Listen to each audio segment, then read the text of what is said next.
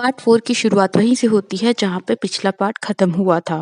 गोवान दोही का बॉडीगार्ड बनने के लिए तैयार हो जाता है। दोही उसे आज ही से काम शुरू करने के लिए कहती है, पर उसे उसको रोकती है और उसका हाथ पकड़ के कहता है कि हमें एक इम्पोर्टेंट काम करने के लिए हमें जाना पड़ेगा अभी। तभी वो उसे टेलीपोर्ट करके क्लॉक टावर के ऊपर ले आता है जहाँ से पूरा सिटी दिखाई देता है, लेकिन दोही को हद से डर लगता था वो, इसलिए वो बहुत घबरा जाती है।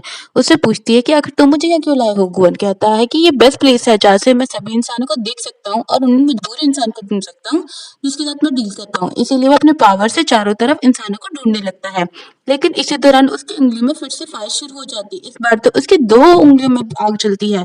तभी उसे डील करने लायक एक इंसान मिल जाता है।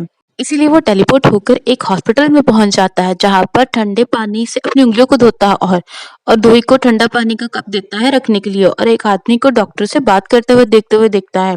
डॉक्टर उसे बताता है कि वो उनकी बेटी की जान नहीं बचा सकती क्योंकि इसे लास्ट स्टेज की कैंसर है, इसीलिए आगे इलाज करने का कोई फायदा नहीं है। वो आदमी बहुत ज्यादा रोते हुए डॉक्टर से रिक्वेस्ट करता है, पर डॉक्टर उन्हें सॉरी करके चला जाता है। तब गुवन दोही को लेकर उस बच्ची के रूम में जाता है।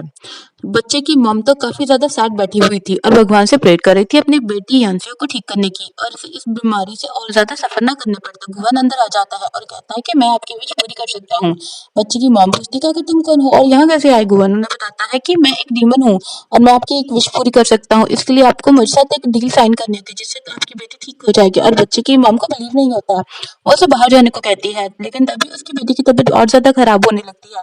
गुवन दोही का हाथ पकड़ के कहता है कि ये आपके पास आखिरी मौका है, आपके हाथ में है फैसला। बच्चे की हालत बिगड़ रही तभी गुवन चुटकी मारता है, उसकी कंडीशन स्टेबल हो जाती है। ये देखकर बच्चे की मॉम पूछती कि कैसे किया आपने।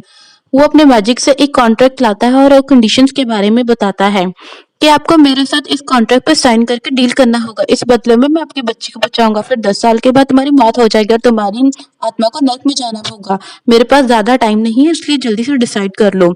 दोही तो गुवन से कहने लग जाती है कि तुम उन्हें ऐसे फोर्स कैसे कर सकते हो, उन्हें टाइम तो दो सोचने का। गुवन उसे दूर रहने को कहता है इस मैटर से रहने के लिए और कहता है कि मेरे पास टाइम ही तो नहीं है। तभी फिर से उसकी उंगलियों में फायर शुरू हो जाती है, जिसे देखकर दोही समझ जाते हैं ये तुम अपने फायदे के लिए कर रहे हो। गुवन की सारी उंगलियां जलने लगती है। इतने में बच्चे की मॉम कहती है कि मैं साइन करने को तैयार हूँ, बस मेरी बच्ची को बचा लो। मेरी बेटी के लिए मैं नरक से भी बदतर जगह पे जाने को तैयार हूँ, पर क्या आप सच में मेरी बेटी को ठीक कर सकते हो। गुवन उन्हें साइन करने को के लिए कहता है और उनके बेटी के कैंसर को ठीक करता है। आराम से बाहर निकल के उस फायर के बारे में सोचने लगता है कि इतनी जल्दी उसकी उंगली चलाने वाली फायर की स्पीड क्यों बढ़ रही है। पर दोही तो गुवन के इस काम से बिल्कुल भी खुश नहीं लग रही होती, तो गुवन उससे अच्छे केक शॉप के बारे में पूछता है क्योंकि वो डील साइन करवाने के बाद केक खाकर सेलिब्रेट करता है। तो दोही कहती है कि तुम अपने आप को जल्दी से बचाने के लिए इंसानों की मजबूरी का फायदा उठा रहे हो, उनसे डील साइन करवाते हो, और अगर डील नहीं कर पाए तो फायर तुम्हें जला देती है, तो तुम ये काम अपने सेल्फिश रीजन से लिए कर रहे हो। तो गुवन कहता है कि ये मेरा काम है क्योंकि मैं खुद को जलाकर राज नहीं करना चाहता हूँ। दोही कहते कि तुम अपने आप को बचाने के लिए दूसरों की जिंदगी के साथ कैसे खेल सकते हो, क्या तुम्हें ये सही लगता है। गुवन कहता है कि दुनिया में कोई भी चीज फ्री नहीं मिलती, उल्टा मैं तो इंसानों की फीस विश पूरा करता हूँ जिसकी कीमत तो उन्हें चुकानी ही पड़ेगी ना। दोही कहते तुम सच में शैतान हो, इंसानों की मजबूरियों का फायदा उठाकर उनकी जान लेते हो। गुवन कहता है कि पर मैंने तो उस बच्ची की जान बचाई, क्या तुमने देखा नहीं वो बच्ची मरने वाली थी। दोही कहती है कि पर तुमने कभी यही सोचा है उस बच्ची को जब पता चलेगा वो जिंदा है अपनी मॉम की कुर्बानी की वजह से, तब वो अपनी पूरी लाइफ कितनी गिल्टी फील करेगी। गुवन कहता है कि अब ये इंसानों के बेकार इमोशन के बारे में बात करना छोड़ो, मुझे अच्छे से केक शॉप पे ले जाओ। पर गोही तो उसे इग्नोर करके जाने लगते, तो गुवन उसे रोकता है और उसके ऑफिस चलने के लिए कहता है। दोही कहती है कि अब मुझे तुम्हारी जरूरत नहीं है और ना ही तुम मेरी बॉडीगार्ड हो, आज से तुम जैसे डेविल को मैं अपने आसपास भी नहीं देखना चाहती। ये कहकर वो चली जाती है। गुवन कहता है सेल्फिशनेस के मामले डेमन से भी आगे है इंसान, जब किसी मुसीबत में पड़ोगे तब तुम्हें मेरी जरूरत का एहसास होगा। सीन कट होता है, हमें मैडम जू को दिखाया जाता है जो कि उसी हैंडग्लव्स वाले आदमी को डांट रही होती है कि तुमने अपने बुरे काम को अंजाम देने के लिए एक जान ले ली, तुमने जो किया उसकी तुम्हें सजा मिलनी चाहिए। ये सुनकर गुलाब वाला बंदा जाने लगता है और दूर खिड़की से मैडम जू की तरफ देखता है और वो बहुत ज्यादा गुस्से में लग रहा था। यहाँ भी हमें उसका फेस नहीं दिखाया जाता। उधर गुवन तो एक बहुत मजे से केक खा रहा था नई डील करने की खुशी में। तभी बटलर आके बताता है कि आपने जो कंडीशन बताया था अपना डेटू दोही के हाथ से वापस लेने की, वो मैंने पता कर ली है। टाइम था रात का 11:30 बजे का और समुद्र का टेम्परेचर था 15.8 डिग्री सेल्सियस। और एक प्रॉब्लम है, वो नाइट फुल मून राइट थी जो हर 29.5 दिनों के बाद आती है। इसलिए आपको 28 दिनों का वेट करना पड़ेगा। गुआन कहेगा ये तो बहुत देर हो जाएगा। बटलर के पूछने पर वो बताता है कि गुएन ने मुझे काम से निकाल दिया है। अब ये इंसान पता नहीं क्यों इतने सेंटिमेंटल होते हैं। मैं लोगों की विश पूरी करता हूँ और वो मुझे गलत बता रही है। इसके गुएन के जाने के बाद गुएन बहुत ही चुपचाप सी रहने लगती है और अपने आप को खुद ही प्रोटेक्ट करने का सोचती है। इसलिए वो लाइसेंस गर्ल और इमरजेंसी टूल्स भी रखती है और मिस शिन कल उसके लिए बॉडीगार्ड्स का भी इंतजाम कर देगी कहती है। उधर गुवान को दुआई की वो गिल्टी वाली बातें ही याद आ रही थी, इसलिए वो हॉस्पिटल चल जाता है उस बच्ची को मिलने के लिए, जहाँ क्लास में पानी भरने के बाद वो बच्ची गोइन के साथ टकराती है। तभी उसके डैड भी वहां जाते हैं तो बच्ची गोइन को सॉरी कहती है। गोइन उससे पूछता है कि क्या तुम्हारी कोई विश है। डैड बताते हैं इसकी विश तो पूरी होने वाली है क्योंकि अपना बर्थडे हॉस्पिटल से बाहर मनाना चाहती थी, आज वो हॉस्पिटल से बाहर जा सकती है। तो गोवन बच्ची से पूछता है क्या यही तुम्हारी विश है, पर बच्ची उसे पास बुलाकर उसके कान में बताती है कि मेरी ये विश है कि मेरी वजह से मेरे मॉम डैड को आगे कभी सफर ना करना पड़े।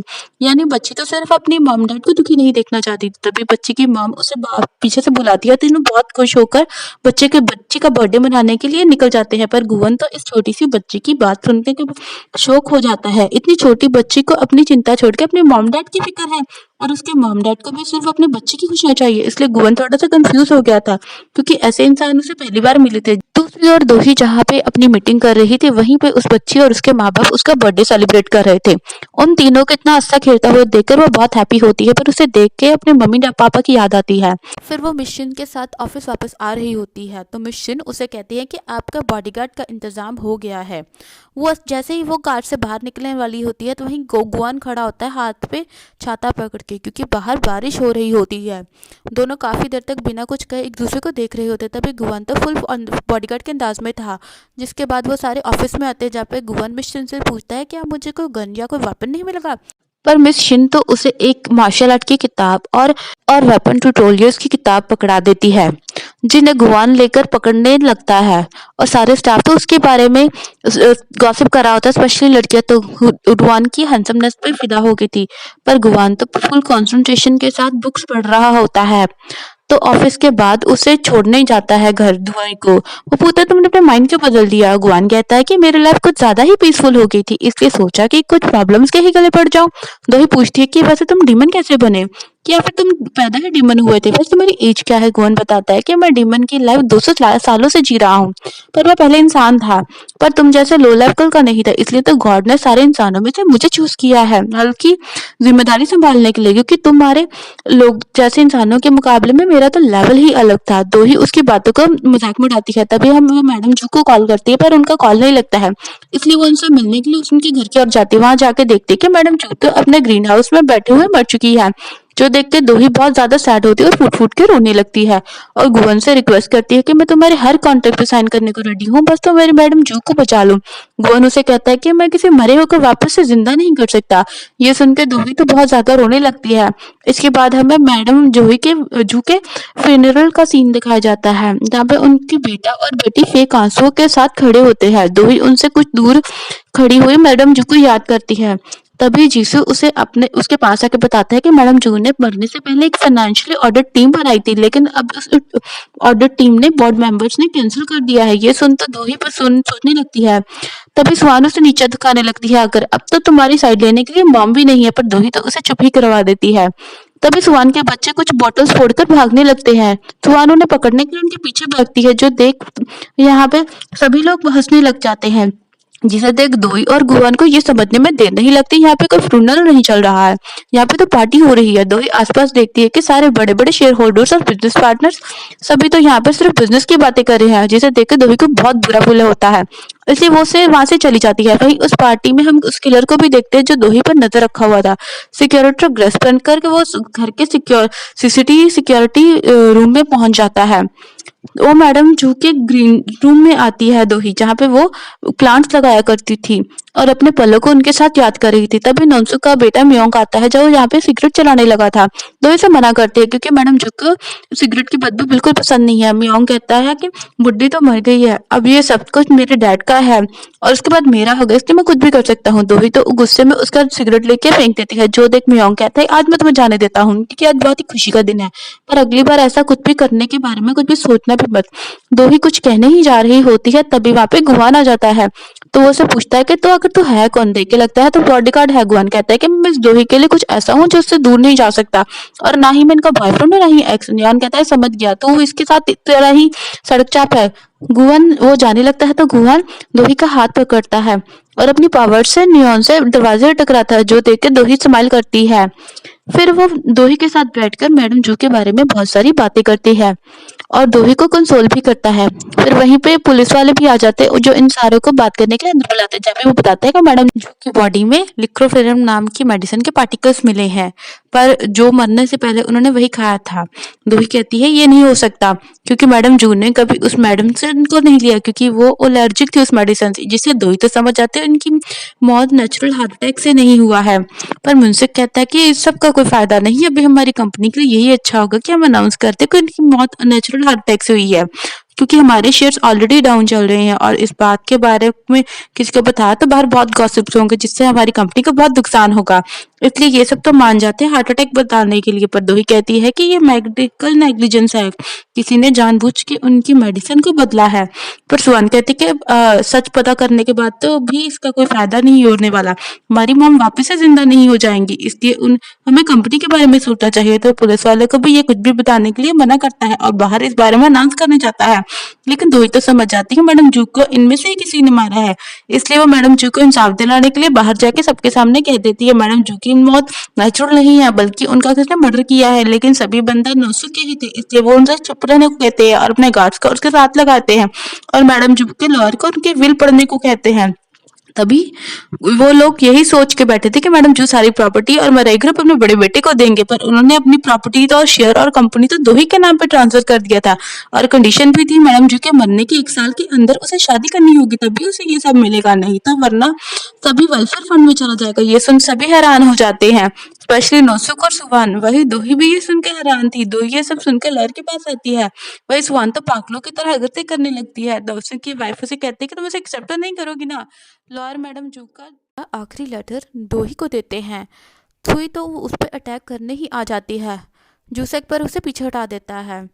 रोई तो उन मिस्टर जू का लास्ट लेटर देखकर बहुत ही ज़्यादा इमोशनल होकर उनकी तस्वीर की तरफ देखती है और मन में कहती है कि आपको जिसने भी मारा है मैं उसे सज़ा दिलाकर रहूँगी और सच का पता लगाऊंगी, चाहे इसके लिए मुझे उस डेमन से हाथ क्यों ना मिलाना पड़े, और आपने जो मुझे जिम्मेदारी दी है वो उसे शिद्दत से निभाऊंगी। ये बोलकर वो गुआन की ओर जाती है और उसे कहती है कि उसे डायरेक्टली शादी करने को कहती है, और ये बोल के मैडम जू का दिया हुआ एक रिंग निकालती है और गुआन की ओर बढ़ाती है, जिससे गुआन तो हैरान हो जाता है। और इसी के साथ ये पार्ट यहीं पे ख़त्म होता है। वीडियो पसंद आएगी तो उसे लाइक और चैनल को भी सब्सक्राइब कर देना, और बाय बाय, अपना ख्याल रखिएगा।